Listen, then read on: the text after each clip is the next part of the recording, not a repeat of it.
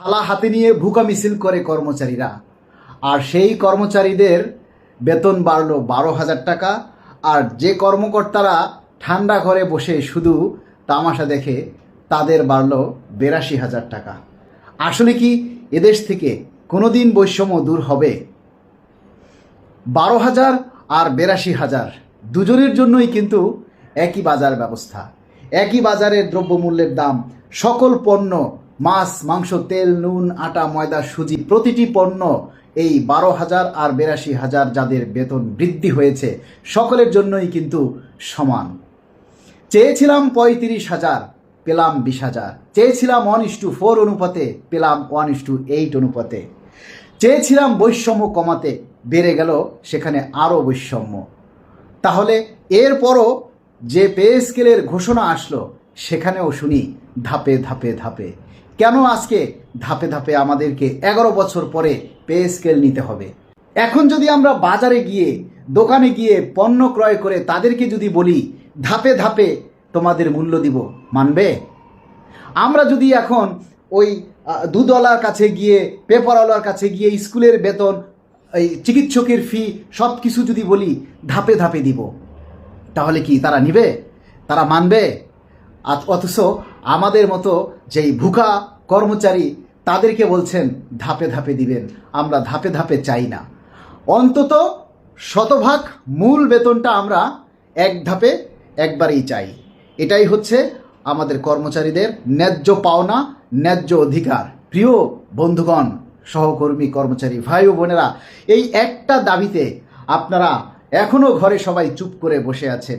একটাবার চিন্তা করে দেখছেন যে যদি 50% হিসাবে আপনাদেরকে দেয়া হয় আর 15% যদি সেখান থেকে সমর্পণ করা হয়, তাহলে আপনি পাচ্ছেন 35%।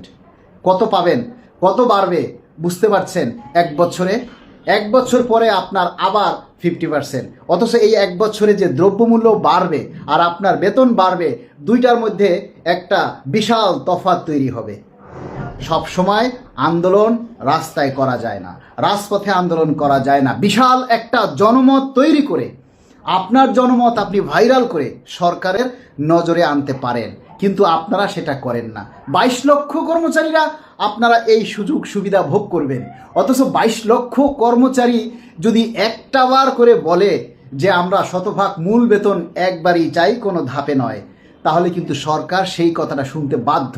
আসলে বলুন তো, 22 লক্ষ কর্মচারীরা কি সবাই পে স্কেল চায়, নাকি এই 22 লক্ষ কর্মচারীদের সকলেরই পে স্কেলের প্রয়োজন আছে? 12,000 আর 82,000 গুরুত্বটা আপনারা একটু যাচাই করে দেখুন তো। মাননীয় প্রধানমন্ত্রী, 12,000 আর 22,000 দুজনেরই কিন্তু পেটে যাবে একই খাবার। বাজারে দ্রব্যমূল্যের দাম দুজনের জন্যই কিন্তু সমান, অথচ দেবার সময় বলবেন আমরা পাবো ধাপে ধাপে। আমাদের যে ধাপে ধাপে দিবেন তাতে আমাদের জীবনটাও ধাপে ধাপে থেমে যাবে। আমরা চাই এই বাজার মূল্যের সাথে তাল মিলিয়ে আমরা যেন 2-4টা ডাল ভাত খেয়ে বেঁচে থাকতে পারি। সেটার জন্য শতভাগ মূল বেতনটা আমরা একবারেই চাই, কোনো ধাপে নয়। আমাদের জীবনটা যেন ধাপে ধাপে আটকে না যায়, ধাপে ধাপে ধুকে ধুকে যাতে আমাদের নিঃশেষ হয়ে যেতে না হয়, এটাই চাই আমরা মাননীয় প্রধানমন্ত্রীর কাছে। কারণ আমরা চাই একটা স্বনির্ভর বাংলাদেশ, একটা উন্নত বাংলাদেশ, একটা মধ্যম আয়ের দেশ। আর সেই দেশটা করতে গেলে আগে সরকারি যারা সার্ভিস হোল্ডার, যারা সরকারের ডান হাত হিসাবে কাজ করে, সরকারের সেবক হিসাবে কাজ করে, তাদের জীবন মান উন্নয়ন করাটা হচ্ছে সবচেয়ে বেশি জরুরি। তাই ধাপে নয়, কথায় নয়, পার্সেন্টেজে নয়, আমরা সবাই চাই শতভাগ মূল বেতন একবারেই। ওমর ফারুক সায়েন্স ল্যাবে কর্মরত আছে, তিনি আমাদের কেন্দ্রীয় কমিটির সাথে যুক্ত হবে। আমরা এই ব্যাপারে আমরা এই পে স্কেল প্লাস আমরা শতভাগ পে স্কেল বাস্তবায়নের দাবিতে যাতে দ্রুত প্রজ্ঞাপন বাস্তবায়ন করা হয় এবং শতভাগ মূল বেতন সহ প্রথম ধাপে যাতে বাস্তবায়ন করা হয়, সেই লক্ষ্যে আমরা আগামী শুক্রবার জাতীয় প্রেস ক্লাবে আমরা সংবাদ সম্মেলনের আহ্বান করেছি। এই ব্যাপারে আর্থিক সহযোগিতা সহ সার্বিক দিক থেকে এগিয়ে আসার জন্য ওমর ফারুককে আমরা অনুরোধ করছি। এখন ওমর ফারুকের কাছ থেকে আমরা কিছু কথা শুনবো পে স্কেল বাস্তবায়ন নিয়ে। জি, আসসালামু আলাইকুম। ধন্যবাদ ভাই, আমার মতন একজন নগণ্য লোককে আপনার লাইভে যুক্ত করার জন্য, কিছু কথা বলার সুযোগ করে দেওয়ার জন্য। আসলে ভাই আপনার প্রথমে আপনাকে অন্তঃস্থল থেকে ধন্যবাদ যে এমন একটা উদ্যোগ গ্রহণ করেছেন যে সংবাদ সম্মেলনের মাধ্যমে সারা জাতিকে জানানো, সরকারকে জানানো যে বাংলাদেশ সরকারি কর্মকর্তা কর্মচারী কল্যাণ সমিতি যে যথোপযোগী উদ্যোগ গ্রহণ করেছিল তার আগেও একটা সংবাদ সম্মেলনের মাধ্যমে সরকারের দৃষ্টি আকর্ষণের জন্য আমরা দেখলাম, তার পরপরই কিন্তু সরকারের বিভিন্ন মহল থেকে পে স্কেল বাস্তবায়নের জন্য যথাযথ উদ্যোগ গ্রহণ করা হয়েছে। কারণ এই অন্তর্বর্তীকালীন সরকারের পরবর্তীতে পে স্কেল নিয়ে মাঠে, রাজপথে, অনলাইন অফলাইন সব জায়গায় কিন্তু এই কল্যাণ সমিতির যথেষ্ট ভূমিকা রয়েছে। অন্যান্য সংগঠনের সমালোচনা আজকে নাই করি, যেহেতু আজকে আমাদের আনন্দময় একটি মুহূর্ত।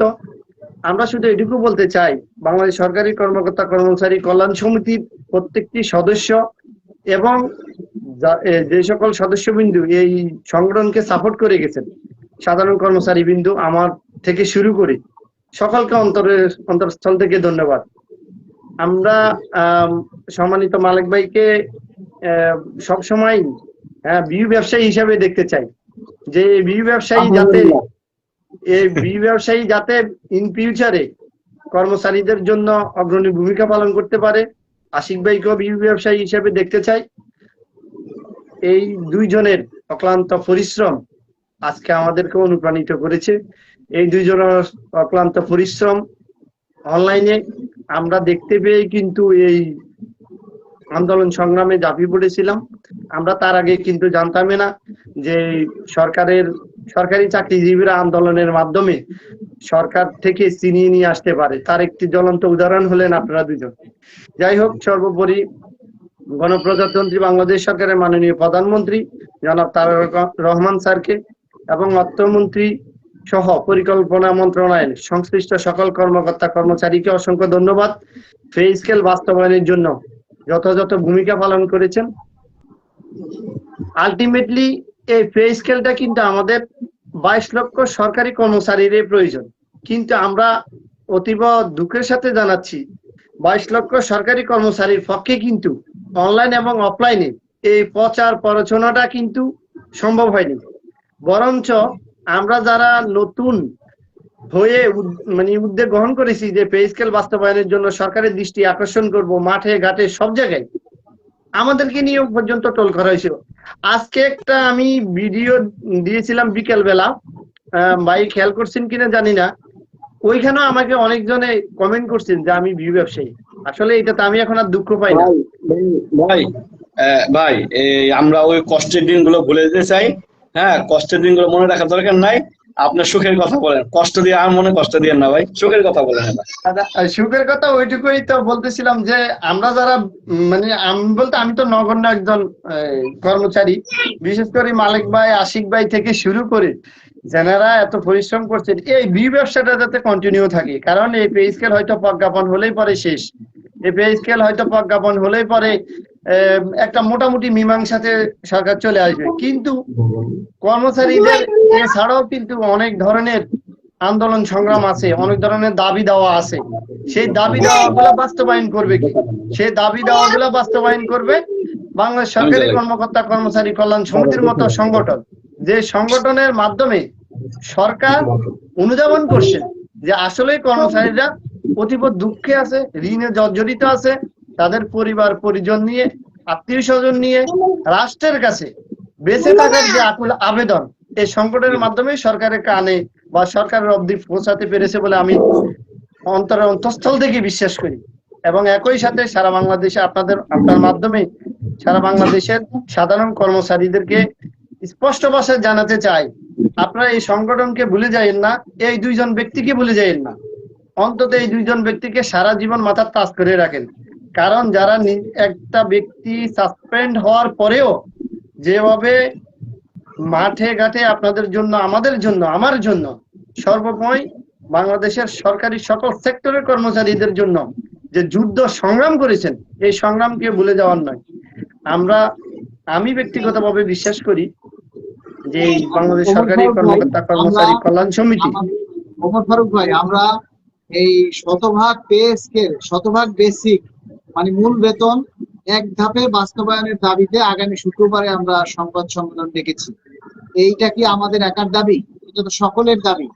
তাহলে আমরা আমাদের পকেটের টাকা খরচ করে আমরা সকলের জন্য কাজ করে যাচ্ছি, তাহলে সকলের কি কোনো দায়িত্ব নাই যে আমাদেরকে একটু আর্থিকভাবে সহযোগিতা করা? এই অবশ্যই। শতভাগ বেসিক যদি বাস্তবায়ন হয় এক ধাপে, তাহলে কি লাভবান শুধু আমরা হব নাকি সারা বাংলাদেশের সরকারি কর্মকর্তা কর্মচারী হবে?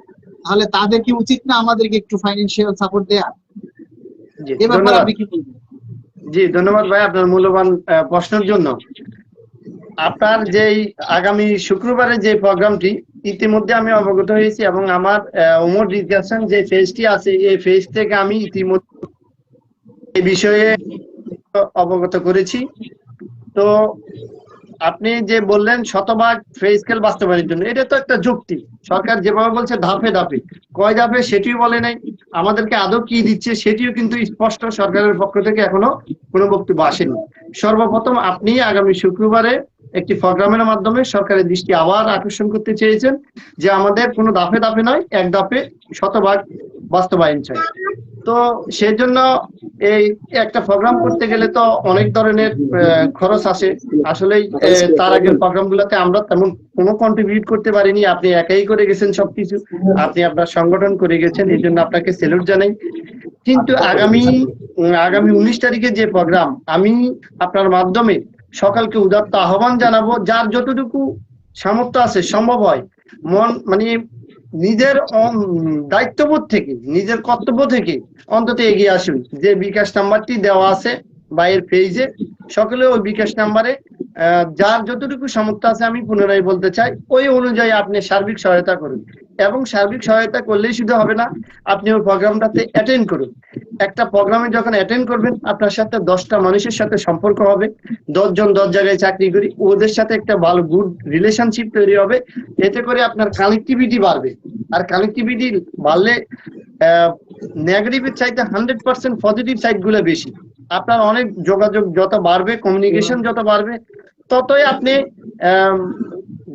বিভিন্ন দিক দিয়ে বেনিফিটেড হবে। সেটি যখন আপনি আসতে পারবেন, বসবেন এক জায়গায়, তখন বুঝতে পারবেন। তার আগে কিন্তু এটা বোঝা বা অনুধাবন করা সম্ভব নয়। যদি কেউ অতীতে কোনো সংগঠন করে থাকেন, তাহলে ওনারা অবশ্যই জেনে থাকেন। যারা সংগঠন করেন, আগামী শুক্রবার আমাদের যে সংবাদ সম্মেলন, সেই সংবাদ সম্মেলনের পরেই কিন্তু আমরা কাউন্সিল নিয়ে বিভিন্ন নেতা কর্মীরা আমরা ফাইনালি আলোচনা করব। এবং বিভিন্ন জেলা থেকে যদি যারা বা ঢাকা মহানগর থেকে যারা আমাদের এই সংগঠনে যুক্ত হতে চায়, তাদেরকেও বলবো আগামী সংবাদ সম্মেলনে উপস্থিত হয়ে তাদের মতামত উপস্থাপন করার জন্য।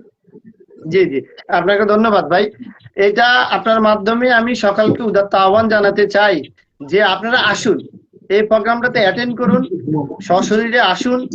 এসে আপনারা সরকারের কাছে আপনাদের বিভিন্ন মাধ্যমে দাবি দেওয়াগুলো পজিটিভলি বলেন। আমরা তো বলি না যে রাস্তায় নেমে যান, আপনি সরকারের বিরুদ্ধে আন্দোলন করেন, বিষয়টা কিন্তু এরকম না।